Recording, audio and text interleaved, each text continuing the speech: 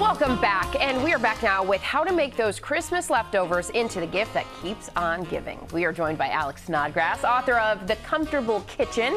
She has a delicious soup recipe that she's going to show us. And Alex, this is great because this is for the busy family. It only takes 30 minutes to make. Welcome to Alex. So excited to have you here this Monday morning. This recipe was inspired by one of your favorite childhood dishes. Tell us about that. Yes, good morning, Janae. I'm so excited to be here, and this is inspired.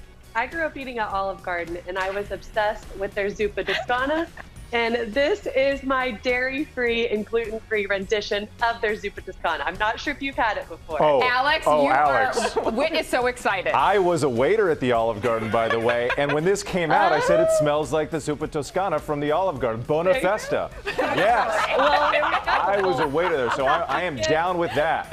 All right, so you said... I can't wait to hear what you think. So I'm sure yours is much better, although theirs is fine too.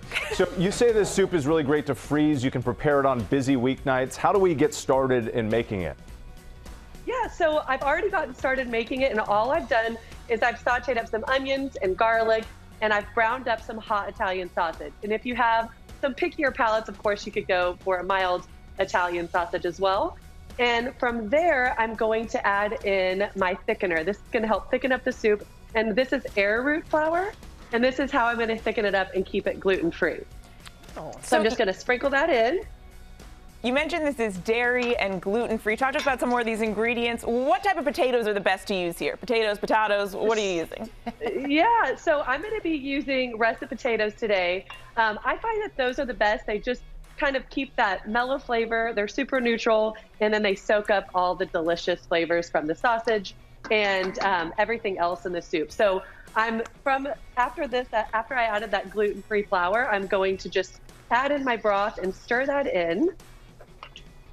And again, if you don't want to keep it gluten-free, you could just use all-purpose flour or even cornstarch here.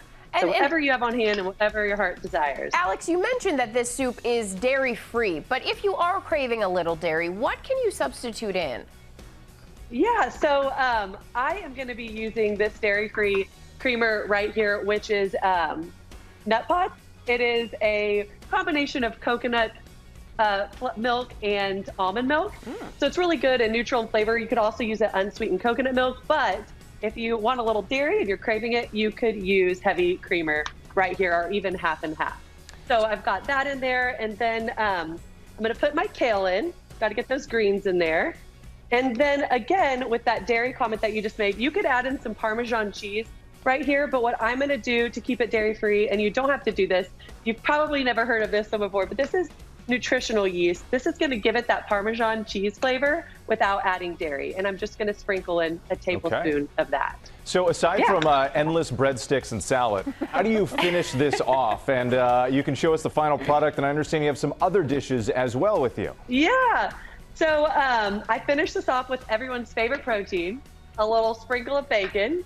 And then after that, a little garnish of parsley, and all of this is totally unnecessary aside from the bacon, but it just kind of makes it more beautiful. And honestly, it's just so delicious as is, it doesn't matter. And then I have some other items too that are in my cookbook that are wonderful.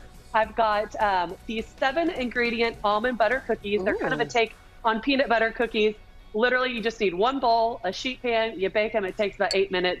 They're so delicious and such a fun treat. I had one for breakfast. And then over here, another super cozy dish. I have a paleo pot pie. This is made with a grain-free crust, also dairy-free. And again, my book has options if you are craving dairy, so it works for everybody. And Alex, this is super delicious This as well. is so great for anyone who's looking to eat healthier in the new year, that's one of my 2022 intentions. And that nutritional yeast for any new moms out there looking to beef up their milk supply. So Alex, you're a genius. Yeah. Thank you so much for joining us. The Comfortable Kitchen is available tomorrow, and you can get this recipe on our website at goodmorningamerica.com.